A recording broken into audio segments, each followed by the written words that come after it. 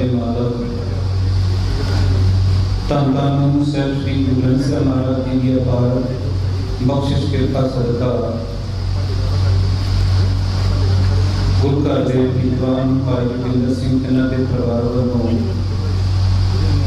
ਬੱਚਿਆਂ ਦੀ ਦਸਤਾਰਬੰਦੀ ਲਈ ਸਾਂਝੇ ਤੌਰ ਤੇ ਇੱਥੇ ਨਗਰ ਨਿਵਾਸੀਆਂ ਦੇ ਸਹਿਯੋਗ ਨਾਲ ਗੁਰਦੁਆਰਾ ਸਾਹਿਬ ਦੀ ਪ੍ਰਬੰਧਕ ਕਮੇਟੀ ਨਾਲ ਅੱਜ ਦਾ ਇਹ ਸਮਾਗਮ ਸਿੱਖੀ ਲਹਿਰ ਦੇ ਤਹਿਤ ਰੱਖਿਆ ਗਿਆ ਹੈ।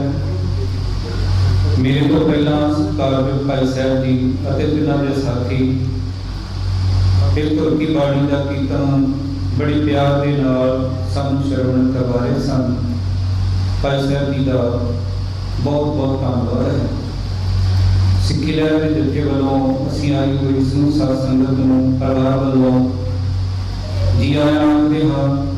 ਪਰ ਗੁਰਮੁਖ ਵਿਚਾਰਾਂ ਦੀ ਆਰੰਭਤਾ ਤੋਂ ਪਹਿਲਾਂ ਮੈਂ ਬੇਨਤੀ ਕਰਨੀ ਚਾਹਾਂਗਾ ਸਮੂਹ ਨਗਰ ਨਿਵਾਸੀਆਂ ਨੂੰ, ਜਿੱਥੋਂ ਤੱਕ ਵੀ ਇਹ ਆਵਾਜ਼ ਪਹੁੰਚ ਰਹੀ ਹੋਵੇ, ਕਿ ਇਸ ਸਮਾਗਮ ਸਾਂਝੇ ਤੌਰ ਤੇ ਗੁਰਦੁਆਰਾ ਸਾਹਿਬ ਦੀ ਪ੍ਰਬੰਧਕ ਕਮੇਟੀ ਅਤੇ ਇਲਾਕਾ ਨਿਵਾਸੀਆਂ ਦੇ ਸਹਿਯੋਗ ਦੇ ਨਾਲ ਆਪ ਜੀ ਦੇ ਨਗਰ ਵਿਖੇ ਹੋ ਰਿਹਾ ਹੈ। ਇਸ ਲਈ ਬੇਨਤੀ ਹੈ ਕਿ ਆਪ ਜੀ ਜਲਦੀ ਤੋਂ ਜਲਦੀ ਆਪਣੇ ਕੰਮਾਂ ਧੰਦਿਆਂ ਨੂੰ ਸੰਤੋਖਦੇ ਹੋਏ ਗੁਰਦੁਆਰਾ ਸਾਹਿਬ ਵਿਖੇ ਪਹੁੰਚੋ ਔਰ ਗੁਰਮਤਿ ਵਿਚਾਰਾਂ ਸਰਵਣ ਕਰਕੇ ਅਸੀਂ ਲਾਭੇ ਪ੍ਰਾਪਤ ਕਰਨ ਦਾ ਯਤਨ ਕਰੀਏ। ਆਓ ਆਰੰਭਤਾ ਤੋਂ ਪਹਿਲਾਂ ਸਰਬੱਤ ਮਾਈ ਭਾਈ ਫਤਿਹ ਨਾਲ ਸਾਂਝ ਕਰੀਏ। ਆਖੋ ਜੀ, ਵਾਹਿਗੁਰੂ ਜੀ ਕਾ ਖਾਲਸਾ, ਵਾਹਿਗੁਰੂ ਜੀ ਕੀ ਫਤਿਹ। ਸੰਸਾਰ ਵਿੱਚ ਜਿਹੜਾ ਕੋਈ ਵੀ ਮਨੁੱਖ ਹੈ ਉਹ ਚਾਹੁੰਦਾ ਹੈ ਕਿ ਉਸ ਨੂੰ ਹਮੇਸ਼ਾ ਮਾਣ ਸਤਿਕਾਰ ਮਿਲੇ, ਲੋਕ ਉਸ ਨੂੰ ਚੰਗਾ ਕਹਿਣ, ਲੋਕ ਉਸ ਦਾ ਬੜੀ ਇੱਜ਼ਤ ਦੇ ਨਾਲ, ਬੜੇ ਸਤਿਕਾਰ ਦੇ ਨਾਲ ਉਸ ਦਾ ਨਾਮ ਲੈਣ, ਹਰ ਪਾਸੇ ਉਸ ਨੂੰ ਸਲਾਮ ਹੋਵੇ। ਪਰ ਮਨੁੱਖ ਇਹ ਤਾਂ ਚਾਹੁੰਦਾ ਹੈ ਕਿ ਉਹਦਾ ਮਾਣ ਸਤਿਕਾਰ ਸਮਾਜ ਦੇ ਅੰਦਰ ਹੋਵੇ, ਉਹਦਾ ਸਨਮਾਨ ਹੋਵੇ। ਪਰ ਇਹ ਮਾਣ ਸਨਮਾਨ ਦਾ ਹੱਕਦਾਰ ਉਹੀ ਬਣਦਾ ਹੈ ਜਿਸ ਨੇ ਇਸ ਮਾਣ ਸਨਮਾਨ ਦੇ ਲਈ ਕੋਈ ਚੰਗਾ ਤੇ ਨੇਕ ਭਲਾਈ ਦਾ ਕਰਮ ਕੀਤਾ ਹੋਵੇ। ਐਵੇਂ ਦਿਖਾਵੇ ਵਾਸਤੇ ਤੇ ਅਸੀਂ ਬਹੁਤ ਕੁਝ ਕਰ ਸਕਦੇ ਹਾਂ, ਜਿਵੇਂ ਇਹ ਨਕਲੀ ਫੁੱਲ ਪਏ ਨੇ, ਇਹ ਤਾਂ ਬਾਜ਼ਾਰ ਦੇ ਵਿੱਚੋਂ ਕਿਤੋਂ ਵੀ ਖਰੀਦ ਕੇ ਲਿਆਂਦੇ ਜਾ ਸਕਦੇ ਨੇ। ਪਰ ਜੇ ਕੋਈ ਕਹੇ ਕਿ ਸਾਨੂੰ ਅਸਲੀ ਫੁੱਲ ਚਾਹੀਦੇ ਨੇ ਤਾਂ ਉਹਦੇ ਲਈ ਮਿਹਨਤ ਕਰਨ ਦੀ ਲੋੜ ਪੈਂਦੀ ਹੈ। ਔਰ ਨਕਲੀ ਫੁੱਲ ਹੋ ਸਕਦੇ ਚਮਕਦਾਰ ਬੜੇ ਹੋਣ, ਸਾਡੀ ਨਜ਼ਰ ਨੂੰ ਭਰਮਾਉਂਦੇ ਹੋਣ, ਭੁਲੇਖਾ ਪਾਉਂਦੇ ਹੋਣ, ਪਰ ਇਹਨਾਂ ਦੇ ਅੰਦਰ ਖੁਸ਼ਬੂ ਨਹੀਂ ਹੈ, ਇਹਨਾਂ ਦੇ ਅੰਦਰ ਮੁਕਰੰਦ ਨਹੀਂ ਹੈ। ਪਰ ਜਿਹੜਾ ਅਸਲੀ ਫੁੱਲ ਹੈ ਉਹਦੇ ਵਿੱਚ ਰਸ ਹੈ, ਉਹਦੇ ਅੰਦਰ ਸੁਗੰਧ ਹੈ। ਠੀਕ ਇਸੇ ਤਰ੍ਹਾਂ ਅਸੀਂ ਬਾਹਰੀ ਤੌਰ ਤੇ ਕਈ ਵਾਰ ਬੜੇ ਸੋਹਣੇ ਦਿਸਦੇ ਹਾਂ, ਸਾਬਰ ਸੂਰਤ ਨਜ਼ਰ ਆਉਂਦੇ ਆ, ਪਰ ਜਦੋਂ ਕੋਈ ਸਾਡੇ ਨੇੜੇ ਹੋ ਕੇ ਦੇਖੇ ਤੇ ਜੇ ਸਾਡੇ ਅੰਦਰ ਸਿੱਖੀ ਦੀ ਮਹਿਕ ਨਹੀਂ, ਜੇ ਸਾਡੇ ਅੰਦਰ ਗੁਣਾਂ ਦੀ ਸੁਗੰਧੀ ਨਹੀਂ, ਤਾਂ ਫਿਰ ਅਸੀਂ ਠੀਕ ਇਹਨਾਂ ਬਨਾਵਟੀ ਫੁੱਲਾਂ ਦੀ ਤਰ੍ਹਾਂ ਹੀ ਹਾਂ। ਤੇ ਜੇ ਜੀਵਨ ਦੇ ਅੰਦਰ ਸੁਗੰਧੀ ਭਰਨੀ ਚਾਹੁੰਦੇ ਹਾਂ ਤੇ ਜੀਵਨ ਅੰਦਰ ਗੁਣ ਧਾਰਨ ਕਰਨਾ ਚਾਹੁੰਦੇ ਹਾਂ ਤਾਂ ਇਹ ਕਿਧਰੋਂ ਮੁੱਲ ਨਹੀਂ ਮਿਲਦਾ। ਬਾਕੀ ਸੰਸਾਰ ਦੀ ਹਰੇਕ ਚੀਜ਼, ਹਰੇਕ ਪਦਾਰਥ ਅਸੀਂ ਮੁੱਲ ਖਰੀਦ ਸਕਦੇ ਹਾਂ, ਪਰ ਜਿਹੜਾ ਮਾਣ ਤੇ ਸਨਮਾਨ ਹੈ ਦੂਸਰੇ ਦੇ ਮਨ ਵਿੱਚ ਪੈਦਾ ਕਰਨਾ, ਇਹ ਕਿਤੇ ਮੁੱਲ ਨਹੀਂ ਖਰੀਦਿਆ ਜਾ ਸਕਦਾ। ਇਹਦੇ ਲਈ ਬੰਦੇ ਨੂੰ ਦਿਨ ਰਾਤ ਆਪ ਮਿਹਨਤ ਕਰਨੀ ਪੈਂਦੀ। ਹੋਰ ਬੜੀਆਂ ਉਦਾਹਰਨਾਂ ਮਿਲ ਸਕਦੀਆਂ ਨੇ, ਜਿਵੇਂ ਵਿਦਿਆ। ਪੈਸੇ ਦੇ ਨਾਲ ਮਨੁੱਖ ਮਹਿੰਗਾ ਸਕੂਲ ਚੁਣ ਸਕਦਾ ਹੈ, ਕਾਪੀਆਂ ਤੇ ਪੈਨ ਮਹਿੰਗੇ ਤੋਂ ਮਹਿੰਗੇ ਬਾਜ਼ਾਰ ਦੇ ਵਿੱਚੋਂ ਖਰੀਦ ਕੇ ਲਿਆ ਸਕਦਾ ਹੈ, ਪਰ ਜਿਹੜੀ ਵਿਦਿਆ ਹੈ ਉਹ ਪੈਸੇ ਦੇ ਨਾਲ ਨਹੀਂ ਮਿਲਦੀ। ਉਹਦੇ ਵਾਸਤੇ ਖੁਦ ਆਪ ਮਿਹਨਤ ਕਰਨੀ ਪਏਗੀ ਬੱਚੇ ਨੂੰ। ਅਸੀਂ ਘਰ ਦੇ ਵਿੱਚ ਵਧੀਆ ਤੋਂ ਵਧੀਆ ਪਲੰਗ, ਮੰਜੇ, ਬਿਸਤਰੇ ਇਹਦਾ ਪ੍ਰਬੰਧ ਤਾਂ ਕਰ ਸਕਦੇ ਹਾਂ, ਪਰ ਜਿਹੜੀ ਨੀਂਦ ਹੈ, ਜਿਹੜਾ ਸੁੱਖ ਆਰਾਮ ਹੈ, ਉਹ ਬਾਜ਼ਾਰ ਦੇ ਅੰਦਰ ਮੁੱਲ ਨਹੀਂ ਮਿਲਦਾ। ਇਹਦੇ ਲਈ ਸਾਨੂੰ ਆਪ ਉਦਮ ਤੇ ਉਪਰਾਲਾ ਕਰਨਾ ਪਵੇਗਾ। ਔਰ ਇੱਥੇ ਅਸੀਂ ਜੇ ਨਿਰਣਾ ਕਰਨਾ ਹੋਵੇ, ਦੋ ਉਦਾਹਰਨਾਂ ਸਾਡੇ ਸਾਹਮਣੇ ਕਿੰਨੀਆਂ ਸੋਹਣੀਆਂ ਨੇ। ਕਾਂ ਅਤੇ ਕੋਇਲ, ਦੋਵਾਂ ਦਾ ਰੰਗ ਇੱਕੋ ਜਿਹਾ, ਦੋਵੇਂ ਰੰਗ ਕਾਲੇ ਨੇ, ਇੱਕੋ ਹੀ ਉਹਨਾਂ ਦੀ ਜਾਤ ਹੈ। ਪਰ ਜਦੋਂ ਕਾਂ ਬੋਲਦਾ ਹੈ ਤੇ ਅਸੀਂ ਇੱਟੇ ਵੱਟੇ ਲੈ ਕੇ ਤੇ ਉਸ ਨੂੰ ਹਟਾਉਂਦੇ ਹਾਂ ਕਿ ਇੰਨਾ ਭੈੜਾ ਬੋਲਦਾ ਔਰ ਗੰਦ ਦੇ ਅੰਦਰ ਚੁੱਝ ਮਾਰਦਾ। ਪਰ ਜਿਹੜੀ ਕੋਇਲ ਹੈ, ਜਦੋਂ ਉਹ ਬੋਲਦੀ ਹੈ ਤੇ ਨਾਲ ਨਾਲ ਬੰਦਾ ਵੀ ਗਾਉਣ ਦਾ ਯਤਨ ਕਰਦਾ ਜਿਵੇਂ ਉਹ ਬੋਲ ਰਹੀ ਹੋਵੇ, ਕਿਉਂਕਿ ਉਹਦੇ ਜਿਹੜੇ ਬੋਲ ਨੇ ਬੜੇ ਮਿਠਾਸ ਵਾਲੇ ਨੇ, ਕੰਨਾਂ ਨੂੰ ਚੰਗੇ ਲੱਗਦੇ ਨੇ। ਪਰ ਜਿਹੜਾ ਕਾਂ ਹੈ ਉਹ ਹਮੇਸ਼ਾ ਗੰਦਗੀ ਦੇ ਅੰਦਰ ਹੀ ਚੁੱਝ ਮਾਰਦਾ ਹੈ। ਕਾਂ ਅਤੇ ਕੋਇਲ, ਨਾ ਤਾਂ ਕੋਇਲ ਸਾਨੂੰ ਕੁਝ ਦਿੰਦੀ ਹੈ ਤੇ ਨਾ ਕਾਂ ਹੀ ਕੁਝ ਦਿੰਦਾ ਹੈ, ਪਰ ਆਵਾਜ਼ ਕਰਕੇ ਦੋਵਾਂ ਦਾ ਕਿੰਨਾ ਵੱਡਾ ਅੰਤਰ ਹੈ। ਠੀਕ ਇਸੇ ਤਰ੍ਹਾਂ ਅਸੀਂ ਆਏ ਤਾਂ ਸਾਰੇ ਇੱਕੋ ਜਿਹੇ ਸਰੀਰ ਲੈ ਕੇ ਸੰਸਾਰ ਅੰਦਰ ਹਾਂ, ਪਰ ਗੁਣਾਂ ਦੇ ਆਧਾਰ ਤੇ ਬਾਣੀ ਨੇ ਇਹ ਫੈਸਲਾ ਦਿੱਤਾ ਹੈ, ਗੁਰਮੁਖ ਲਾਹਾ ਲੈ ਗਏ, ਮਨਮੁਖ ਚੱਲੇ ਮੂਲ ਗਵਾਈ ਦਿਓ। ਜਿਹੜੇ ਆਪਣੇ ਮਨ ਦੇ ਤਾਲੇ ਉੱਤੇ ਜੀਵਨ ਗੁਜ਼ਾਰਦੇ ਨੇ, ਸਤਿਗੁਰੂ ਜੀ ਕਹਿੰਦੇ ਉਹਨਾਂ ਲਾਹਾ ਤਾਂ ਕੀ ਖੱਟਣਾ ਸੀ, ਲਾਭ ਤਾਂ ਕੀ ਪ੍ਰਾਪਤ ਕਰਨਾ ਸੀ, ਬਲਕਿ ਉਹ ਤਾਂ ਆਪਣਾ ਜਿਹੜਾ ਮੂਲ ਸੀ ਮਨੁੱਖਾ ਜ਼ਿੰਦਗੀ, ਉਹ ਵੀ ਇੱਥੇ ਵਿਅਰਥ ਗਵਾ ਕੇ ਤੁਰ ਗਏ। ਪਰ ਜਿਹੜੇ ਗੁਰਮੁਖ ਨੇ, ਜਿਹੜੇ ਗੁਰੂ ਦੇ ਹੁਕਮ ਰਜ਼ਾ ਦੇ ਅਨੁਸਾਰ ਚੱਲਣ ਵਾਲੇ, ਉਹਨਾਂ ਨੇ ਅਸਲ ਵਿੱਚ ਜ਼ਿੰਦਗੀ ਦੇ ਅੰਦਰ ਲਾਹਾ ਪ੍ਰਾਪਤ ਕੀਤਾ। ਤੇ ਸਤਿਗੁਰੂ ਜੀ ਨੇ ਬਾਣੀ ਅੰਦਰ ਉਹਨਾਂ ਪਰਥਾਏ ਇਹ ਵੀ ਬਚਨ ਕਹੇ ਨੇ ਕਿ ਸੱਚੇ ਮਾਰਗ ਚੱਲਦੇ ਆ ਉਸਤਤ ਕਰੇ ਜਪਾ। ਜਿਹੜੀ ਮੈਂ ਆਰੰਭਤਾ ਵਿੱਚ ਗੱਲ ਕਹੀ ਸੀ ਕਿ ਜੇ ਕੋਈ ਉਸਤਤ ਤੇ ਵਡਿਆਈ ਕਰਦਾ ਹੈ ਤਾਂ ਖੁਸ਼ਾਮਦੀ ਬੰਦਾ ਕਿਸੇ ਪੈਸੇ ਨੂੰ ਦੇਖ ਕੇ, ਧੜੇ ਨੂੰ ਦੇਖ ਕੇ ਤੇ ਤੁਹਾਡੀ ਖੁਸ਼ਾਮਦ ਕਰ ਸਕਦਾ, ਪਰ ਜਿਹੜਾ ਧਰਮੀ ਬੰਦਾ ਹੈ, ਜਿਹੜਾ ਸਮਾਜ ਹੈ, ਉਹ ਸਾਡੇ ਚੰਗਿਆਈ ਤੇ ਨੇਕੀ ਭਲਾਈ ਵਾਲੇ ਕੰਮਾਂ ਨੂੰ ਦੇਖ ਕੇ ਤੇ ਸਾਡਾ ਮਾਨ ਸਨਮਾਨ ਕਰਦਾ ਹੈ, ਕਹਿੰਦਾ ਕਿ ਇਹ ਇਨਸਾਨ ਬਹੁਤ ਚੰਗਾ ਹੈ। ਬਾਣੀ ਨੇ ਸਾਨੂੰ ਗੁਣ ਧਾਰਨ ਕਰਨ ਵਾਸਤੇ ਕਿਹਾ ਤੇ ਜਿਹੜੇ ਔਗਣ ਨੇ ਉਹਨਾਂ ਦਾ ਤਿਆਗ ਕਰਨ ਲਈ ਸਾਨੂੰ ਉਪਦੇਸ਼ ਕੀਤਾ ਹੈ। ਔਗਣ ਇਕੱਠੇ ਕਰਨ ਵਾਸਤੇ ਸਾਨੂੰ ਕੋਈ ਬਹੁਤੀ ਮਿਹਨਤ ਦੀ ਲੋੜ ਨਹੀਂ ਪੈਂਦੀ। ਕਿਸੇ ਮਾੜੀ ਵਿਅਕਤੀ ਦੇ ਕੋਲ, ਕਿਸੇ ਮਨਮੁਖ ਦੇ ਕੋਲ ਬੰਦਾ ਇੱਕ ਦੋ ਦਿਨ ਉਹਦਾ ਸੰਗ ਕਰ ਲਵੇ ਤੇ ਉਹਦੇ ਰਾਹ ਤੁਰ ਪੈਂਦਾ। ਜੇ ਸ਼ਰਾਬੀ ਦਾ, ਜੁਆਰੀ ਦਾ, ਕਿਸੇ ਜੂਏਬਾਜ਼ ਦਾ ਬੰਦਾ ਸੰਗ ਕਰਨਾ ਸ਼ੁਰੂ ਕਰ ਦੇਵੇ ਤੇ ਹੌਲੀ ਹੌਲੀ ਉਹਦਾ ਪ੍ਰਭਾਵ ਪੈਣਾ ਸ਼ੁਰੂ ਹੋ ਜਾਂਦਾ ਹੈ। ਪਰ ਜੇ ਚੰਗੇ ਪਾਸੇ ਤੁਰਨਾ ਹੋਵੇ, ਗੁਰਮੁਖ ਗਾਡੀ ਰਾਹ ਤੇ ਤੁਰਨਾ ਹੋਵੇ, ਤਾਂ ਇਹਦੇ ਵਾਸਤੇ ਸਾਨੂੰ ਮਿਹਨਤ ਕਰਨੀ ਪੈਂਦੀ ਹੈ। ਉਹਦੇ ਵਾਸਤੇ ਸਾਨੂੰ ਸਮਾਂ ਚਾਹੀਦਾ ਹੈ, ਉਹਦੇ ਵਾਸਤੇ ਸਾਡੇ ਅੰਦਰ ਦ੍ਰਿੜਤਾ ਹੋਣੀ ਚਾਹੀਦੀ ਹੈ, ਤਾਂ ਜਾ ਕੇ ਤੇ ਫਿਰ ਅਸੀਂ ਸਫਲ ਹੁੰਦੇ। ਇਸ ਨੂੰ ਇਹ ਵੀ ਦੇਖਿਆ ਜਾ ਸਕਦਾ ਹੈ ਕਿ ਜਿਵੇਂ ਅਸੀਂ ਕਿਸੇ ਉਚਾਈ ਤੇ, ਕਿਸੇ ਪਹਾੜ ਤੇ ਚੜ੍ਹਨਾ ਹੋਵੇ ਤਾਂ ਇਹ ਕਿੰਨਾ ਔਖਾ ਕੰਮ ਹੈ। ਉਹਦੇ ਲਈ ਬੰਦੇ ਕੋਲ ਦਮ ਚਾਹੀਦਾ ਹੈ, ਪੂਰਾ ਜ਼ੋਰ ਲੱਗੇਗਾ, ਉਹਦੇ ਅੰਦਰ ਦ੍ਰਿੜ ਇਰਾਦਾ ਚਾਹੀਦਾ ਹੈ, ਤਾਂ ਉਹ ਪਹਾੜ ਦੀ ਪੀਸੀ ਤੇ ਚੜ੍ਹ ਸਕਦਾ ਹੈ। ਪਰ ਜੇ ਪਹਾੜ ਦੇ ਉੱਤੋਂ ਥੱਲੇ ਨੂੰ ਆਉਣਾ ਹੋਵੇ, ਉਹ ਤਾਂ ਕਮਜ਼ੋਰ ਬੰਦਾ ਵੀ ਚੜ੍ਹ ਸਕਦਾ। ਨਿਵਾਣ ਵਾਲੇ ਪਾਸੇ ਨੂੰ ਜਾਣ ਲੱਗਿਆ ਬਹੁਤਾ ਜ਼ੋਰ ਨਹੀਂ ਲੱਗਦਾ। ਜਿਵੇਂ ਪਾਣੀ ਆ ਰਿਹਾ ਜਿਸ ਪਾਸੇ ਤੋਂ, ਉਸ ਪਾਸੇ ਕਰਨਾ ਬਹੁਤ ਮਿਹਨਤ ਵਾਲਾ ਕੰਮ ਹੁੰਦਾ ਹੈ। ਉਦੋਂ ਸਾਹ ਖੁੱਲਦਾ ਹੈ, ਉਦੋਂ ਔਖਿਆਈ ਮਹਿਸੂਸ ਹੁੰਦੀ ਹੈ। ਪਰ ਜਿਸ ਪਾਸੇ ਨੂੰ ਪਾਣੀ ਜਾ ਰਿਹਾ ਹੋਵੇ, ਉਧਰ ਤਾਂ ਮਾੜੇ ਜਿਹੇ ਸਰੀਰ ਵਾਲਾ ਵੀ ਬੜੀ ਆਸਾਨੀ ਦੇ ਨਾਲ ਹੱਥ ਪੈਰ ਥੋੜੇ ਬਹੁਤੇ ਮਾਰ ਕੇ ਤੇ ਕਰ ਸਕਦਾ ਹੈ। ਅੱਜ ਦੁਖਾਂਤ ਇਹੀ ਹੈ ਕਿ ਜਿਹੜਾ ਵਹਿਣ ਵਹਿ ਰਿਹਾ ਹੈ, ਜਿਹੜਾ ਦੇਖਾ ਦਿਖਾਈ ਦਾ ਔਰ ਜਿਹੜਾ ਨਸ਼ਿਆਂ ਦਾ, ਵਹਿਮਾਂ ਭਰਮਾਂ ਭੁਲੇਖਿਆਂ ਦਾ ਜਿਹੜਾ ਵਹਿਣ ਵਹਿ ਰਿਹਾ ਹੈ, ਇਹ ਨਿਵਾਣ ਵਾਲੇ ਪਾਸੇ ਨੂੰ ਜਾ ਰਿਹਾ ਹੈ। ਇਸ ਪਾਸੇ ਨੂੰ ਚੱਲਣਾ ਸਾਡਾ ਸੁਭਾਵਿਕ ਤੌਰ ਤੇ ਬਹੁਤ ਸੌਖਾ ਸਾਨੂੰ ਨਜ਼ਰ ਆਉਂਦਾ ਹੈ। ਪਰ ਜਦੋਂ ਦੁਨੀਆਦਾਰਾਂ ਦੇ ਨਾਲੋਂ ਹਟ ਕੇ ਨਵੀਂ ਲੀਹ ਤੇ ਜਿਹੜੀ ਗੁਰਮਤਿ ਦਾ ਮਾਰਗ ਹੈ ਉਹਦੇ ਤੇ ਚੱਲਣਾ ਹੋਵੇ, ਤਾਂ ਉਹਦੇ ਲਈ ਫਿਰ ਸਾਨੂੰ ਥੋੜੀ ਜਿਹੀ ਮੁਸ਼ੱਕਤ ਕਰਨੀ ਪਏਗੀ, ਉਹਦੇ ਲਈ ਥੋੜਾ ਜਿਹਾ ਸਾਨੂੰ ਸਮਾਂ ਦੇਣਾ ਪਵੇਗਾ। ਪਰ ਬਾਣੀ ਨੇ ਸਾਨੂੰ ਇਹ ਸਮਝਾਇਆ, ਭਾਈ ਔਗਣ ਛੋੜ ਗੁਣਾ ਕੋ ਧਾਰੋ। ਜਿਹੜੇ ਔਗਣ ਨੇ ਉਹਨਾਂ ਨੂੰ ਛੱਡਦਾ ਜਾ। ਅਸਲ ਵਿੱਚ ਜਿਸ ਦਿਨ ਮਨੁੱਖ ਗੁਣ ਧਾਰਨ ਕਰਨੇ ਸ਼ੁਰੂ ਕਰ ਦੇਵੇਗਾ, ਔਗਣ ਆਪਣੇ ਆਪ ਹੀ ਅੰਦਰੋਂ ਘਟਣੇ ਸ਼ੁਰੂ ਹੋ ਜਾਣਗੇ। ਔਗਣ ਛੋੜ ਗੁਣਾ ਕੋ ਧਾਰੋ, ਕਰ ਔਗਣ ਪਛਤਾਹੀ ਜਿਉ। ਜਦੋਂ ਬੰਦਾ ਕੋਈ ਗਲਤ ਕੰਮ ਕਰੇਗਾ ਤੇ ਆਖਰਕਾਰ ਇੱਕ ਦਿਨ, 2 ਦਿਨ, ਮਹੀਨਾ, 2 ਸਾਲ ਉਹਦੇ ਤੇ ਪਰਦਾ ਪਾ ਲਵੇਗਾ। ਜਿਵੇਂ ਗੰਦਗੀ ਨੂੰ ਅਸੀਂ ਕਿਸੇ ਕੱਪੜੇ ਨਾਲ ਢੱਕਣ ਦਾ ਯਤਨ ਕਰੀਏ, ਜਿੰਨੀ ਉਹ ਜ਼ਿਆਦਾ ਦੇਰ ਹੋ ਜਾਵੇਗੀ, ਜਿੰਨਾ ਜ਼ਿਆਦਾ ਉਸ ਨੂੰ ਸਮਾਂ ਹੋ ਜਾਵੇਗਾ, ਉਨੀ ਹੀ ਜ਼ਿਆਦਾ ਉਹਦੇ ਵਿੱਚੋਂ ਬਦਬੂ ਆਉਣੀ ਸ਼ੁਰੂ ਹੋ ਜਾਵੇਗੀ। ਅਸੀਂ ਵੀ ਕਈ ਵਾਰ ਇਹ ਵੀ ਕਰਦੇ ਹਾਂ ਕਿ ਬਾਹਰੀ ਤੌਰ ਤੇ ਅਸੀਂ ਲਿਬਾਸ ਪਹਿਨ ਕੇ ਤੇ ਕੋਸ਼ਿਸ਼ ਕਰਦੇ ਹਾਂ ਕਿ ਹੁਣ ਸਾਰਾ ਕੁਝ ਠੀਕ ਹੈ, ਜਾਂ ਕੋਈ ਅਸੀਂ ਗਲਤ ਕੰਮ ਕਰਕੇ ਉਸ ਨੂੰ ਕੱਜਣ ਦਾ ਯਤਨ ਕਰਦੇ ਆ, ਪਰ ਜੇ ਗੰਦਗੀ ਦੇ ਉੱਤੇ ਕੱਪੜਾ ਪਾਇਆ ਜਾਵੇ ਉਹ ਗੰਦਗੀ ਦਿਸਣੋਂ ਤਾਂ ਕੁਝ ਸਮੇਂ ਲਈ ਦੂਰ ਹੋ ਸਕਦੀ ਹੈ, ਪਰ ਸਮਾਂ ਪੈਣ ਤੇ ਉਹ ਬਹੁਤ ਜ਼ਿਆਦਾ ਉਹਦੇ ਵਿੱਚ ਸੜਿਆਂਦ ਆ ਜਾਵੇਗੀ ਔਰ ਬਹੁਤ ਜ਼ਿਆਦਾ ਬਦਬੂ ਆ ਜਾਵੇਗੀ।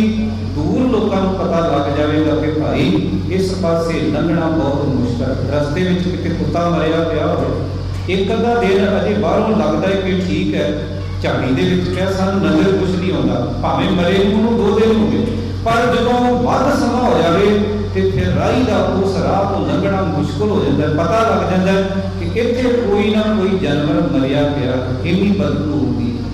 ਠੀਕ ਇਸੇ ਤਰ੍ਹਾਂ ਅਸੀਂ ਵੀ ਕਈ ਵਾਰ ਬਾਹਰੀ ਤੌਰ ਤੇ ਭੁਲੇਖਾ ਪਾਉਣ ਦਾ ਯਤਨ ਕਰਦੇ ਹਾਂ, ਪਰ ਜਿਵੇਂ ਜਿਵੇਂ ਔਗਣ ਇਕੱਤਰ ਹੁੰਦੇ ਨੇ ਤਿਵੇਂ ਤਿਵੇਂ ਸਾਡੇ ਅੰਦਰ ਜਿਹੜੀ ਅੰਦਰ ਸੜਿਆਂਦ ਹੈ, ਅੰਦਰ ਅੱਗ ਹੈ, ਉਹਦੇ ਕਾਰਨ ਸਾਰਾ ਕੁਝ ਅੰਦਰੋਂ ਗਲ ਜਾਂਦਾ ਹੈ ਤੇ ਫਿਰ ਸਾਡੇ ਜਿਹੜੇ ਔਗਣ ਨੇ ਜ਼ਿੰਦਗੀ ਦੇ ਅੰਦਰੋਂ ਬਦਬੂ ਉਹ ਸਮਾਜ ਦੇ ਸਾਹਮਣੇ ਆ ਜਾਂਦੀ ਹੈ ਤੇ ਲੋਕ ਨਿਰਣਾ ਕਰ ਦਿੰਦੇ ਨੇ ਕਿ ਭਾਈ ਇਹ ਬਹੁਤ ਭੈੜਾ ਬੰਦਾ ਹੈ, ਇਸ ਨੂੰ ਆਪਣੀ ਦਹਲੀਜ਼ ਨਾ ਲੰਘਣ ਦਿਓ।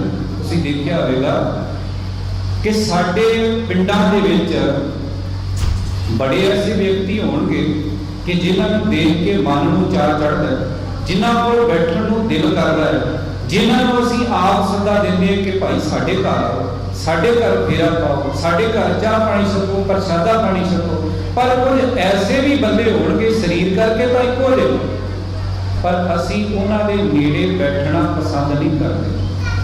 ਜਿਵੇਂ ਕੋਈ ਕਿੱਕਰ ਦੇ ਥੱਲੇ ਨਹੀਂ ਬੈਠਦਾ, ਬੇਰੀਆਂ ਦੇ ਥੱਲੇ ਜਾ ਕੇ ਆਰਾਮ ਨਹੀਂ ਕਰਦਾ, ਠੀਕ ਇਸੇ ਤਰ੍ਹਾਂ ਐਸੇ ਬੰਦੇ ਨੂੰ ਅਸੀਂ ਕਹਿ ਦਿੰਦੇ ਹਾਂ ਕਿ ਇਸ ਨੂੰ ਆਪਣੇ ਘਰ ਦਾ ਬੂਹਾ ਨਾ ਲੱਗਣ ਦਿਓ, ਇਹ ਬਹੁਤ ਭੈੜਾ ਬੰਦਾ ਹੈ, ਇਹਦੀ ਨਜ਼ਰ ਬਹੁਤ ਮਾੜੀ ਹੈ, ਇਹਦੇ ਨਾਲ ਕੋਈ 2-4 ਬੋਲ ਸਾਂਝੇ ਨਾ ਕਰਿਓ, ਇਹ ਤਾਂ ਪਰਿਵਾਰਾਂ ਦੇ ਅੰਦਰ ਪਾੜਾ ਪਾ ਦਿੰਦਾ ਹੈ, ਇਹ ਝਗੜੇ ਕਰਾ ਦਿੰਦਾ ਹੈ, ਇਹ ਫੁੱਟ ਪਾਉਂਦਾ ਹੈ, ਇਹ ਮਾੜੇ ਪਾਸੇ ਲੋਕਾਂ ਨੂੰ ਲਾ ਦਿੰਦਾ ਹੈ। ਐਸੇ ਬੰਦੇ ਦੇ ਅਸੀਂ ਮੱਥੇ ਲੱਗਣਾ ਵੀ ਪਸੰਦ ਨਹੀਂ ਕਰਦੇ। ਇਸ ਲਈ ਸਤਿਗੁਰੂ ਜੀ ਕਹਿੰਦੇ ਭਾਈ ਜੇ ਤੂੰ ਆਪਣੇ ਅੰਦਰੋਂ ਔਗਣਾਂ ਨੂੰ ਦੂਰ ਕਰਨਾ ਚਾਹੁੰਦਾ ਹੈ ਤੇ ਇਹਦੇ ਲਈ ਕੋਸ਼ਿਸ਼ ਇਹ ਕਰਨੀ ਪਏਗੀ ਕਿ ਤੂੰ ਗੁਣਾਂ ਵਾਲੇ ਪਾਸੇ ਨੂੰ ਭੱਜਣਾ ਸ਼ੁਰੂ ਕਰ।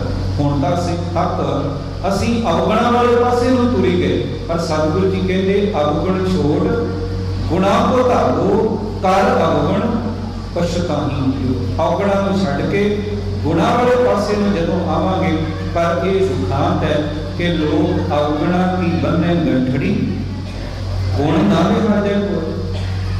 ਅਸੀਂ ਦੇਖਾ ਦੇਖੀ ਜੋ ਸਮਾਜ ਕਰਦਾ ਹੈ ਉਹ ਤਾਂ ਬੜੀ ਛੇਤੀ ਧਾਰਨ ਕਰ ਲੈਂਦੇ ਹਾਂ, ਪਰ ਜਿਹੜੇ ਗੁਣ ਨੇ ਉਹਨਾਂ ਨੂੰ ਜੀਵਨ ਦੇ ਅੰਦਰ ਧਾਰਨ ਕਰਨਾ ਸਾਨੂੰ ਔਖਾ ਲੱਗਦਾ ਹੈ, ਕਿਉਂਕਿ ਉਹ ਆਮ ਲੋਕਾਂ ਦੇ ਰਾਹ ਦੇ ਨਾਲੋਂ ਉਹ ਰਸਤਾ ਅਲੱਗ ਨਜ਼ਰ ਆਉਂਦਾ ਹੈ ਤੇ ਸਾਨੂੰ ਕੱਲਿਆਂ ਨੂੰ ਤੁਰਨ ਲੱਗਿਆਂ ਸਾਡਾ ਮਨ ਘਬਰਾਉਂਦਾ ਹੈ ਕਿ ਪਤਾ ਨਹੀਂ ਸਾਡੇ ਨਾਲ ਕੀ ਹੋਏਗਾ।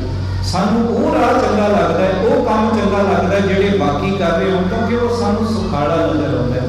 ਇਸੇ ਕਾਰਨ ਹੀ ਜਿਹੜੀਆਂ ਬੁਰੀਆਂ ਆਦਤਾਂ, ਭੈੜੇ ਕੰਮ ਉਹ ਸਾਡੇ ਮਨ ਨੂੰ ਚੰਗੇ ਲੱਗਦੇ, ਕਿਉਂਕਿ ਸਾਰਾ ਸੰਸਾਰ ਕਰ ਰਿਹਾ। ਪਰ ਜੋ ਗੁਰੂ ਸਾਹਿਬਾਨ ਨੇ ਕੀਤਾ ਹੈ, ਜੋ ਬਾਣੀ ਦੇ ਅੰਦਰ ਉਪਦੇਸ਼ ਕਿਹਾ ਸਾਡੇ ਵਾਸਤੇ, ਉਹ ਸਾਨੂੰ ਔਖਾ ਲੱਗਦਾ, ਕਿਉਂਕਿ ਸਾਡੇ ਸਾਹਮਣੇ ਇਸ ਤਰ੍ਹਾਂ ਦੇ ਰੋਲ ਮਾਡਲ ਨਹੀਂ ਲੋਕ ਹੈਗੇ ਪਿੰਡਾਂ ਦੇ ਅੰਦਰ ਕਿ ਜਿਨ੍ਹਾਂ ਨੂੰ ਦੇਖ ਕੇ ਅਸੀਂ ਉਤਸ਼ਾਹਿਤ ਹੋਈਏ ਕਿ ਦੇਖੋ ਭਾਈ ਜੇ ਉਹਨਾਂ ਨੇ ਆਪਣੇ ਬੱਚੇ ਦਾ ਆਨੰਦ ਕਾਰਜ ਕੀਤਾ, ਬੜੇ ਸਾਦੇ ਤਰੀਕੇ ਦੇ ਨਾਲ ਕੀਤਾ, ਕੋਈ ਕਰਮ ਕਾਂਡ ਨਹੀਂ ਕੀਤੇ, ਕੋਈ ਸਿਹਰੇ ਨਹੀਂ ਬੰਨੇ ਗਏ, ਕਿਧਰੇ ਬੈਂਡ ਵਾਜਿਆਂ ਵਾਲੇ ਲੈ ਕੇ ਨਹੀਂ ਆਏ, ਉਹਨਾਂ ਨੇ ਇੰਨੇ ਸਾਦੇ ਤਰੀਕੇ ਦੇ ਨਾਲ ਕੀਤਾ ਹੈ ਕਿ ਜਿਵੇਂ ਉਹਨਾਂ ਨੇ ਦਾਜ ਨਹੀਂ ਲਿਆ, ਲੜਕੀ ਪਰਿਵਾਰ ਨੂੰ ਤੰਗ ਨਹੀਂ ਕੀਤਾ, ਤਾਂ ਇਹ ਸਾਨੂੰ ਕੰਮ ਮੁਸ਼ਕਲ ਜਿਹਾ ਲੱਗਦਾ ਹੈ। ਪਰ ਜਿਹੜਾ ਸੰਸਾਰ ਕਰਦਾ, ਅਸੀਂ ਨੱਕ ਰੱਖਣ ਵਾਸਤੇ ਜੇ ਦੂਸਰੇ ਨੇ ਬੈਂਡ ਵਾਜੇ ਵਾਲੇ 5000 ਦੇ ਲਿਆਂਦੇ ਤਾਂ ਅਸੀਂ ਲੁਧਿਆਣੇ ਤੋਂ ਲੈ ਕੇ ਜਾ ਕੇ ਆਉਂਦੇ ਹਾਂ ਕਿ ਨਹੀਂ ਸਾਨੂੰ ਫਲਾਣਾ ਬੈਂਡ ਚਾਹੀਦਾ, ਉਹਦੇ ਨਾਲੋਂ ਵੱਧ ਵਧੀਆ ਹੋਣ, ਜ਼ਿਆਦਾ ਹੋਣ, ਗਾਉਣ ਵਾਲਾ ਇਹ ਲੱਖ ਰੁਪਇਆ ਲੈਂਦਾ, ਅਸੀਂ 5 ਲੱਖ ਲੈਣ ਵਾਲਾ ਲੈ ਕੇ ਆਉਣਾ, ਉਹ ਗਾਉਂਦਾ ਵੀ ਹੈ ਨਾਲ ਨੱਚਦਾ ਵੀ ਹੈ ਔਰ ਵੱਧ ਤੋਂ ਵੱਧ ਲੋਕਾਂ ਦਾ ਮਨੋਰੰਜਨ ਕਰਦਾ ਹੈ। ਭਾਵੇਂ ਕਿ ਉਸ ਮਨੋਰੰਜਨ ਦੇ ਵਿੱਚ ਸਾਡੀਆਂ ਧੀਆਂ ਭੈਣਾਂ ਦੇ ਜਿਹੜੇ ਲੱਕ ਮਿਣੇ ਜਾਂਦੇ ਹੋਣ, ਉੱਥੇ ਇੱਕ ਅੰਗ ਦੀ ਉਹ ਗੱਲ ਕਰਦਾ ਹੋਵੇ ਤਾਂ ਅਸੀਂ ਬੜੇ ਬੇਸ਼ਰਮਾਂ ਦੀ ਤਰ੍ਹਾਂ ਅੱਗੇ ਉਹਦੇ ਖੁਸ਼ ਹੋ ਜਾਂਦੇ ਹਾਂ। ਆਮ ਤੌਰ ਤੇ ਅਸੀਂ ਪਿੰਡਾਂ ਦੇ ਵਿੱਚ अपने आप को बड़े अणखी कहते हैं, बड़े बहादुर कहते हैं कि साडी कोई बच्ची कोई धी भैन वाल उंगल भी करे, इशारा भी करे तो असीं उहदा हथ वड्ढण तक जाते हैं कि कतलों तक गल पहुंच जाती है। पर जदों ये गाउण वाले उन्हां साजां दे विच संगीत दे विच सानूं गालां कढ रहे हुंदे ने, साडीआं धीआं भैणां दे अंग लाउण रहे हुंदे ने ते असीं बड़े बेशर्मां दी तरह सामने खलो के नाल उहदे नच रहे हुंदे, उहदा साथ दे रहे हुंदे आ, उत्तों दी पैसे सुੱਟ रहे हुंदे आ, उहनूं शाबाश दे रहे हुंदे आ कि अजे थोड़ी जी कसर रह गई है, अजे जिहड़ा कोई पक्ष रह गया, जिहड़ा अंग अजे नहीं लाउण लिया, अजे तूं ओहदी दी गल कर, अजे तू नक की गल की है, अजे तू भार बोलण की गल की है, जिहड़ियां गल्लां रह गईयां ने तू वो भी कर। असीं ओहदे सिर दे उत्तों दी 500 ते 1000 के जिहड़े नोट है वो सुੱਟਣ वास्ते तैयार हो जाते। मस्सा रंगड़ दरबार साहब की पावन धरती के उत्ते की करदा सी, दो काम सन। एक सी वो नशे करदा ते दूसरा काम सब तो भैड़ा होता सी कि उस इस इतिहासक ते पावन स्थान के उत्ते वो कंजरियां दे नाच नचाउणा तमाम करना। गल हो सकता है कि सानूं कौड़ी लगे पर सच्चाई है। जिस जगह ते 3 दिन बाणी का प्रवाह चलिया, अखंड पाठ रखिया, उसे घर उसे स्थान पे सानूं काहली पई हुंदी है कि भाई जल्दी जल्दी चंदवा लाओ, इत्थे टेबल रखो, इत्थे फलाणे फुੱਫੜ ने बहना, इत्थे साडे भाईए ने बहना, ते उत्थे बोतलां खोलियां जांदियां ने, उत्थे नाच हुंदा है।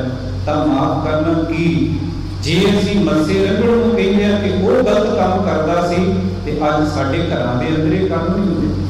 बिल्कुल इस करके सतगुरु जी कहते कि भाई अवगुण छोड़ गुणा को धावो, कर अवगुण पछतानी दियो। जे जीवन का अवगुण असीं कढने चाहुंदे हां तां फिर गुणा वाले पासे नूं कदम वधाउणा पएगा। एक किनारा छड्डांगे तां ही असीं दूसरे किनारे ते पार जा सकदे। भगत रविदास जी ने ते बड़ियां कमाल दीयां उदाहरणां दे के ते सानूं समझाउणा कीता। कहंदे हुंदे नील भरिंग पतंग पुंजर, ये छोटे छोटे जीव ते जानवर ने। कहण लगे जिहड़ा हिरन है ਉਹਨੂੰ ਨਾਦ ਦੇ ਨਾਲ ਸੰਗੀਤ ਦੇ ਨਾਲ ਬੜਾ ਪ੍ਰੇਮ ਹੈ। ਜਿਹੜੇ ਸ਼ਿਕਾਰੀ ਲੋਕ ਹਿਰਨ ਨੂੰ ਫੜਦੇ ਨੇ ਉਹਨਾਂ ਨੇ ਇੱਕ ਸਾਜ਼ ਬਣਾਇਆ ਜਿਸ ਨੂੰ ਘੰਡਾ ਹੇੜਾ ਸਾਜ਼ ਕਿਹਾ ਜਾਂਦਾ ਹੈ। ਜਦੋਂ ਉਹ ਨਾਦ ਵਜਾਉਂਦੇ ਨੇ ਤੇ ਹਿਰਨ ਦੇ ਕੰਨਾਂ ਨੂੰ ਇੰਨਾ ਉਹ ਆਉਂਦਾ ਹੈ ਕਿ ਜਿਸ ਜਗ੍ਹਾ ਤੇ ਉਹ ਵੱਜ ਰਿਹਾ ਹੋਵੇ ਉੱਥੇ ਹਿਰਨ ਆਣ ਕੇ ਇਕੱਤਰ ਹੋ ਜਾਂਦੇ ਨੇ। ਤੇ ਜਦੋਂ ਉਹ ਇਕੱਤਰ ਹੋ ਜਾਂਦੇ ਨੇ ਤੇ ਸ਼ਿਕਾਰੀ ਹਿਰਨਾਂ ਨੂੰ ਆਪਣੇ ਪਿੰਜਰੇ ਵਿੱਚ ਪਾ ਲੈਂਦਾ, ਕੈਦ ਕਰ ਲੈਂਦਾ। कहने लगे मीन जिहड़ी मच्छी है उस नूं फड़न वास्ते जुगती इक्को ही है कि कुंडी दे नाल थोड़ा जिहा अनाज जां मांस दा टुकड़ा ला के पानी विच सुੱਟਿਆ ਜਾਂਦਾ है ते मच्छी प्रभावित हुंदी है कि शायद मेरे वास्ते है। जदों वो मूँह विच पाउंदी है ते कुंडी उहदे मूँह विच फस जाती है ते वो भी शिकारी का शिकार बन जाती है। मृग मीन भृंग जिहड़ा भौला है वो जदों कमल फुल के उत्ते जाके बैठता है ते सानू पता है कि ये कुदरती नेम है। सूरज चढ़न के नाल ही कमल फुल खिलदा है, सूरज डुब जाता है कि कमल फुल बंद हो जाता है, भौरा उत्ते जाके बैठता है। इन्ना मस्त हो जाता है उस सुगंधी दे विच कि जिवें जिवें फुल बंद हो रहा है वो उड्डना नहीं चाहता, उस रस नूं छड्डना नहीं चाहता, इन्ना मगन हो जाता है। आखिरकार वो फुल दे विच ही अपने प्राण त्याग देंदा है। ते जिहड़े पतंगे ने असीं आम देखिया होएगा कि जो बारिश होंगी है हुण अगले महीने जो सौण भादों के ये दिन आने ने तो किवें लाइट के उत्ते आण के जिहड़े भंबकड़ ने वो आण के उत्थे सड़ जाते हैं। भंबड़ जिहड़े उड़दे फिरदे दीवे उत्ते अपने खंभ साड़ लैंदे ने ते आखिरकार उन्हां दे भी जीवन का अंत हो जाता है। इस तरह कहण लगे कि जिहड़ा हाथी है उस नूं काम रोग है कि हाथी बहुत ताकतवर है, मनुख के वस में आने वाला नहीं। वो तो बड़े बड़े दरख्त देख सकता है, वड्डियां वड्डियां इमारतां नूं ढह ढेरी कर सकता है जे वो अपनी ताकत की वरतों करे। पर मनुख के कोल मनुख जानता है कि उसकी कमजोरी है काम। की कीता जाता है कि बड़ा टोआ पुटिया जाता है, ਉਹਦੇ ਉੱਤੇ नकली छत पाई जाती है, सामने एक नकली हाथी खड़ी की जाती है, ਉਹਦੇ अंदर काम जो उत्पन्न होता है उस पासे ਨੂੰ ਤੁਰਦਾ है, खड्ड ਵਿੱਚ ਡਿੱਗ ਜਾਂਦਾ है ਤੇ ਫਿਰ ਉਹਦੀਆਂ ਦੀਆਂ ਅੱਖਾਂ ਦੇ ਵਿੱਚ ਨੀਲਾ ਕੋਠਾ ਪਾ ਕੇ, ਤੇ ਤੁਸੀਂ ਦੇਖਿਆ ਹੋਵੇਗਾ ਕਿ ਇੰਨਾ ਤਾਕਤਵਰ ਹਾਥੀ ਉਹ ਗਲੀਆਂ ਦੇ ਵਿੱਚ ਘੁਮਾਇਆ ਜਾਂਦਾ ਹੈ। ਸਰਕਸਾਂ ਦੇ ਵਿੱਚ ਮਨੁੱਖ ਦੇ ਇਸ਼ਾਰਿਆਂ ਦੇ ਉੱਤੇ ਉਹ ਨਾਚ ਕਰਦਾ, ਸਾਈਕਲ ਚਲਾਉਂਦਾ ਅਸੀਂ ਦੇਖਿਆ ਹੋਵੇਗਾ। ਭਗਤ ਰਵਿਦਾਸ ਜੀ ਕਹਿਣ ਲੱਗੇ, ਭਾਈ ਇਹ ਛੋਟੇ ਛੋਟੇ ਜੀਵ ਤੇ ਜਾਨਵਰ ਸਨ ਜਿਨ੍ਹਾਂ ਦੇ ਅੰਦਰ ਇੱਕ ਇੱਕ ਘਾਟ ਤੇ ਕਮੀ ਤੇ ਕਮਜ਼ੋਰੀ ਸੀ। ਇਹ ਮਨੁੱਖ ਤੂੰ ਆਪਣੇ ਆਪ ਤੇ ਝਾਤੀ ਮਾਰ, ਉਹਨਾਂ ਦੇ ਅੰਦਰ ਇੱਕ ਇੱਕ ਕਮਜ਼ੋਰੀ ਤੇ ਤੇਰੇ ਅੰਦਰ ਇਹ ਸਾਰੀਆਂ ਕਮਜ਼ੋਰੀਆਂ ਇੱਕੇ ਦੇ ਅੰਦਰ ਨੇ। ਕਿ ਸਾਨੂੰ ਹਿਰਨ ਦੀ ਤਰ੍ਹਾਂ ਇਹ ਜਿਹੜੇ ਗੰਦੇ ਗੀਤ, ਲੱਚਰਤਾ ਵਾਲੇ, ਮਾਰ ਧੜ ਵਾਲੇ, ਨੰਗੇਜ਼ਵਾਦ ਵਾਲੇ, ਜਿਹਦੇ ਵਿੱਚ ਸਾਡੀਆਂ ਧੀਆਂ ਭੈਣਾਂ ਦੇ ਨੱਕ ਨੋਲੇ ਜਾਂਦੇ ਹੋਣ, ਕਿ ਉਹ ਸਾਨੂੰ ਚੰਗੇ ਨਹੀਂ ਲੱਗਦੇ। ਕਿੰਨੇ ਐਸੇ ਮਾਈ ਭਾਈ, ਕਿੰਨੇ ਐਸੇ ਪਰਿਵਾਰ ਨੇ ਜਿਨ੍ਹਾਂ ਦੇ ਮੋਬਾਈਲਾਂ ਦੇ ਵਿੱਚ ਐਸੇ ਗੀਤ ਨਾ ਹੋਣ। ਜਦੋਂ ਕੋਈ ਘਟਨਾ ਵਾਪਰਦੀ ਅਸੀਂ ਸਾਰੇ ਕਹਿੰਦੇ ਹਾਂ ਕਿ ਬਹੁਤ ਮਾੜਾ ਹੈ ਜੀ, ਬੜਾ ਗਲਤ ਹੈ, ਪਰ ਸਾਡੇ ਮੋਬਾਈਲਾਂ ਦੇ ਵਿੱਚ ਗੁਰਬਾਣੀ ਘੱਟ ਮਿਲੇਗੀ ਤੇ ਵੱਧ ਤੋਂ ਵੱਧ ਗੰਦੇ ਗੀਤ ਸਾਨੂੰ ਮਿਲਣਗੇ। ਪਰਿਵਾਰਾਂ ਦੇ ਵਿੱਚ ਬੈਠਿਆਂ ਹੋਇਆਂ ਵੀ ਹੋ ਸਕਦਾ ਹੈ ਕਿ ਚੰਗੀ ਗੱਲ ਟੀਵੀ ਦੇ ਉੱਤੇ ਜੇ 100 ਚੈਨਲ ਆਉਂਦੇ ਨੇ ਤਾਂ ਉਹਦੇ ਵਿੱਚੋਂ ਲਗਭਗ 80% ਗੰਦੇ ਗੀਤਾਂ ਵਾਲੇ, ਗੰਦੇ ਪ੍ਰੋਗਰਾਮਾਂ ਵਾਲੇ, ਨਾਚ ਵਾਲੇ ਹੋਣਗੇ। ਅਸੀਂ ਜਿਹੜੇ ਧਾਰਮਿਕ ਚੈਨਲ ਉਹ ਛੱਡ ਕੇ ਜਾਂ ਐਜੂਕੇਸ਼ਨ ਵਾਲੇ ਚੈਨਲ ਛੱਡ ਕੇ ਤੇ ਗੰਦਾ ਚੈਨਲ ਲੱਭਦੇ ਆ ਕਿ ਸਭ ਤੋਂ ਭੈੜੀ ਚੀਜ਼ ਕਿੱਥੇ ਸੁਣਾਈ ਜਾ ਰਹੀ ਹੈ, ਕਿੱਥੇ ਗੰਦਾ ਨਾਚ ਦਿਖਾਇਆ ਜਾ ਰਿਹਾ। ਇਹ ਅਸੀਂ ਆਪਣੇ ਅੰਦਰ ਝਾਤੀ ਮਾਰਨੀ ਹੈ ਕਿ ਸਾਡੀਆਂ ਗੱਡੀਆਂ ਦੇ ਵਿੱਚ ਸੀੜੀਆਂ ਕਿਹੜੀਆਂ ਨੇ, ਗੁਰਬਾਣੀ ਦੀਆਂ ਨੇ ਕਿ ਜਾਂ ਜੋ ਕੁਝ ਕਿਹਾ ਜਾਂਦਾ ਹੈ ਕਿ ਆਪਣਾ ਪੰਜਾਬ ਹੋਵੇ, ਘਰ ਦੀ ਸ਼ਰਾਬ ਹੋਵੇ, ਕੀ ਇਸ ਤਰ੍ਹਾਂ ਦੀਆਂ ਸੀੜੀਆਂ ਸਾਡੇ ਘਰਾਂ ਵਿੱਚ ਵੀ ਪਈਆਂ ਹੋਈਆਂ। ਫਿਲਮਾਂ ਦੀਆਂ ਸੀੜੀਆਂ ਧਾਰਮਿਕ ਕਿੰਨੀਆਂ ਸਾਡੇ ਘਰਾਂ ਵਿੱਚ, ਤੇ ਜਿਹੜੀਆਂ ਲੱਚਰਤਾ ਵਾਲੀਆਂ, ਨੰਗੇਜ਼ਵਾਦ ਵਾਲੀਆਂ, ਉਹ ਅਸੀਂ ਕਿੰਨੀਆਂ ਮਹਿੰਗੀਆਂ ਖਰੀਦ ਕੇ ਲਿਆਉਂਦੇ। ਉਡੀਕ ਕਰਦੇ ਰਹਿੰਦੇ ਨੇ ਕਈ ਤਾਂ ਕਿ ਬਾਜ਼ਾਰ ਦੇ ਅੰਦਰ ਕਿਹੜੀ ਨਵੀਂ ਫਿਲਮ ਆਈ। ਕਦੀ ਕਿਸੇ ਨੇ ਸੋਚਿਆ ਕਿ ਸਿੱਖ ਇਤਿਹਾਸ ਨਾਲ ਸੰਬੰਧਿਤ, ਗੁਰਬਾਣੀ ਨਾਲ ਸੰਬੰਧਿਤ ਮਾਰਕੀਟ ਦੇ ਵਿੱਚ ਚੰਗੇ ਲੇਖਕ ਦੀ ਕਿਹੜੀ ਨਵੀਂ ਕਿਤਾਬ ਆਈ ਹੈ? ਜੇ ਆਪਣੇ ਮਨ ਨੂੰ ਪੁੱਛ ਕੇ ਦੇਖੀਏ, ਕਦੇ ਸਵਾਲ ਪੈਦਾ ਨਹੀਂ ਹੋਏ। ਅਸੀਂ ਤਾਂ ਉਸ ਪਾਸੇ ਕਦੇ ਸੋਚਿਆ ਹੀ, ਅਸੀਂ ਤਾਂ ਨਿਵਾਣ ਵਾਲੇ ਪਾਸੇ ਨੂੰ ਭੱਜਣ ਦਾ ਯਤਨ ਕਰ ਰਹੇ ਹਾਂ।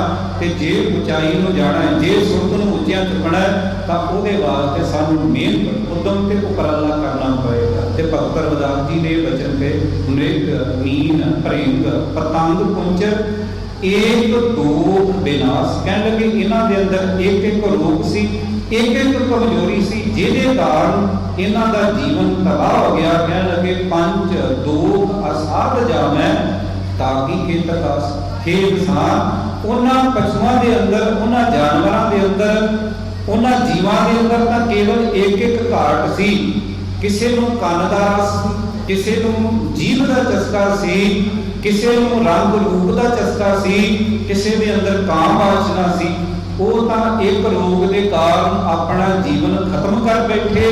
ਪੰਜ ਦੋਖ ਅਸਾਧ ਜਾਮੈ ਤਾਕੀ ਕੇ ਤਕਾਸ। ਤੇਰੇ ਅੰਦਰ ਤਾਂ ਇਹ ਪੰਜੇ ਕਾਮ, ਕ੍ਰੋਧ, ਲੋਭ, ਮੋਹ, ਹੰਕਾਰ ਇੱਕੇ ਥਾਂ ਵਸ ਰਹੇ ਨੇ। ਫਿਰ ਤੇਰੇ ਕੋਲ ਚੰਗੇ ਜੀਵਨ ਦੀ ਕਿੱਥੋਂ ਆਸ ਕੀਤੀ ਜਾ ਸਕਦੀ, ਇਹ ਕਿੱਥੋਂ ਉਮੀਦ ਲਾਈ ਜਾ ਸਕਦੀ? ਤੇ ਇੱਕੋ ਆਸ ਵਰਤਦੀ ਹੈ, ਉਹ ਹੈ ਧੰਨ ਸਾਹਿਬ ਸ੍ਰੀ ਗੁਰੂ ਗ੍ਰੰਥ ਸਾਹਿਬ ਜੀ। ਇੱਥੋਂ ਸਾਨੂੰ ਗੁਣ ਮਿਲਦੇ। ਕਿਸੇ ਸਨੇਮੇ ਨੇ ਅੱਜ ਤੱਕ ਕੋਈ ਕੁਰਬਾਨੀ ਕਰਨ ਵਾਲਾ, ਕੋਈ ਭਗਤ, ਕੋਈ ਸੂਰਬੀਰ ਯੋਧਾ ਪੈਦਾ ਨਹੀਂ ਕੀਤਾ। ਜੇ ਕਿਸੇ ਨੇ ਸੰਸਾਰ ਦੀ ਭਲਾਈ ਕਰਨ ਵਾਲਾ ਔਰ ਜ਼ੁਲਮਾਂ ਦੇ ਖਿਲਾਫ ਖੜਾ ਹੋਣ ਵਾਲਾ ਜੇ ਕਿਸੇ ਨੇ ਪੈਦਾ ਕੀਤਾ, ਉਹ ਕੇਵਲ ਗੁਰੂ ਗ੍ਰੰਥ ਸਾਹਿਬ ਮਹਾਰਾਜ ਜੀ ਦੀ ਪਾਵਨ ਬਾਣੀ ਇੱਕ ਉਪਦੇਸ਼ ਹੈ। ਇਸ ਲਈ ਆਪਣੇ ਘਰਾਂ ਦੇ ਵਿੱਚੋਂ ਇਸ ਗੰਦ ਨੂੰ ਬਾਹਰ ਕੱਢ ਦਈਏ ਔਰ ਗੁਰਬਾਣੀ ਦੀਆਂ ਪੋਥੀਆਂ, ਗੁਰਬਾਣੀ ਦੀਆਂ ਸੈਂਚੀਆਂ, ਇਤਿਹਾਸ ਨਾਲ ਸੰਬੰਧਿਤ ਜਿਹੜੀਆਂ ਕਿਤਾਬਾਂ ਨੇ ਉਹ ਆਪਣੇ ਘਰਾਂ ਵਿੱਚ ਲੈ ਕੇ ਜਾਈਏ। ਅਸੀਂ ਕਿੰਨੇ ਬੱਚੇ ਆਖੇ ਨਹੀਂ ਲੱਗਦੇ, ਅਸੀਂ ਆਪ ਕਿੰਨਾ ਕੁ ਯਤਨ ਕੀਤਾ, ਆਪ ਕਿੰਨਾ ਕੁ ਉਪਰਾਲਾ ਕਰਦੇ ਹਾਂ। ਜੇ ਅਸੀਂ ਜ਼ਹਿਰ ਲਿਆਣ ਕੇ ਬੱਚਿਆਂ ਨੂੰ ਦੇ ਰਹੇ ਹਾਂ, ਤੇ ਜੇ ਇਹਨਾਂ ਜ਼ਹਿਰ ਰੂਪੀ ਪਦਾਰਥਾਂ ਦੇ ਵਿੱਚ, ਵਿਕਾਰਾਂ ਦੇ ਵਿੱਚ ਆਪ ਰੱਦੇ ਹੋਏ ਆ, ਤੇ ਸਤਿਗੁਰੂ ਜੀ ਕਹਿੰਦੇ ਨੇ ਕਿ ਅਸੀਂ ਗੁਰੂ ਦੇ ਦੱਸੇ ਹੋਏ ਮਾਰਗ ਤੇ ਕਿਵੇਂ ਚੱਲ ਸਕਦੇ ਹਾਂ। ਹਮ ਅੰਧ ਵੇ ਅੰਧ ਵਿਖੈ ਵਿਖ ਰਾਤੇ, ਕਿਉਂ ਚੱਲਦੇ ਗੁਰ ਚਾਲੀ, ਸਤਿਗੁਰ ਦਇਆ ਕਰੇ ਸੁਖ ਦਾਤਾ, ਹਮ ਲਾਵੈ ਆਪਨ ਕਾਲੀ। ਲੋੜ ਹੀ ਕੋਈ ਹੈ ਗੁਰੂ ਦੇ ਪੱਲੇ ਨਾਲ ਅਸੀਂ ਜੁੜ ਜਾਈਏ, ਗੁਰੂ ਦਾ ਪੱਲਾ ਪੁੱਟ ਕੇ ਫੜ ਲਈਏ, ਤੇ ਫਿਰ ਗੁਰੂ ਹੀ ਸਾਡਾ ਪਾਰ ਉਤਾਰਾ ਕਰ ਸਕਦਾ ਹੈ। ਬਲਿਹਾਰੀ ਗੁਰੇ ਆਪਣੇ ਦਿਓ ਗਾੜੀ ਸਦਵਾਰ, ਜਿਨ ਮਾਨਸ ਤੇ ਦੇਵਤੇ ਕੀਏ, ਕਰਤ ਨਾ ਲਾਗੀ ਵਾਰ ਇੱਕ ਖਿਲ ਦੇ ਅੰਦਰ ਸਾਡੇ ਜੀਵਨ ਵਿੱਚ ਘਾਟਾ ਆ ਸਕਦਾ ਹੈ। ਆਓ ਅਗਲੇਰੇ ਵਿਚਾਰ ਆਪ ਜੀ ਦੇ ਨਾਲ ਭਾਈ ਸਰਬਜੀਤ ਸਿੰਘ ਜੀ ਹੁੰਦਾ ਉਹਨਾਂ ਵੱਲੋਂ ਸਾਂਝੇ ਕੀਤੇ ਜਾਣੇ ਹਨ। ਇੱਕ ਵਾਰ ਫਿਰ ਬੇਨਤੀ ਕਰਾਂਗਾ, ਜਿਤਨੇ ਵੀ ਮਾਈ ਭਾਈ ਬੱਚੇ ਨੌਜਵਾਨ ਬਾਹਰ ਬਿਨਾਂ ਕਿਸੇ ਕਾਰਜ ਤੋਂ ਖੜੇ ਨੇ, ਉਹ ਜਲਦੀ ਤੋਂ ਜਲਦੀ ਗੁਰਦੁਆਰਾ ਸਾਹਿਬ ਵਿਖੇ ਪਹੁੰਚ ਜਾਣ, ਕਿਉਂਕਿ ਆਪ ਸੰਗਤ ਵਾਸਤੇ ਇਹ ਸਾਰੇ ਪ੍ਰਬੰਧ ਕੀਤੇ ਗਏ ਨੇ। ਪ੍ਰਸ਼ਾਦਾ ਪਾਣੀ ਅਸੀਂ ਬਾਅਦ ਵਿੱਚ ਛਕ ਲਵਾਂਗੇ। ਇਹ ਸਮਾਂ ਇੱਥੋਂ ਸਤਿਗੁਰੂ ਜੀ ਦੇ ਕੋਲੋਂ ਜੋ ਸ਼ਬਦ ਹੈ, ਵਿਚਾਰ ਹੈ, ਉਹ ਅਸੀਂ ਸਰਵਣ ਕਰੀਏ। ਇਸ ਲਈ ਬੇਨਤੀ ਹੈ ਕਿ ਜਲਦੀ ਤੋਂ ਜਲਦੀ ਅਸੀਂ ਅੰਦਰ ਆਣ ਕੇ ਵਿਰਾਜਮਾਨ ਹੋਈਏ ਜੀ। ਕੋਈ ਭੁੱਲ ਚੁੱਕ ਨਹੀਂ ਖਿਮਾ। ਆਓ ਭਾਈ ਸਾਹਿਬ ਜੀ ਕੋਲੋਂ ਅਗਲੇ ਵਿਚਾਰ ਸਰਵਣ ਕਰੀਏ। ਵਾਹਿਗੁਰੂ ਜੀ ਕਾ ਖਾਲਸਾ, ਵਾਹਿਗੁਰੂ ਜੀ ਕੀ ਫਤਿਹ।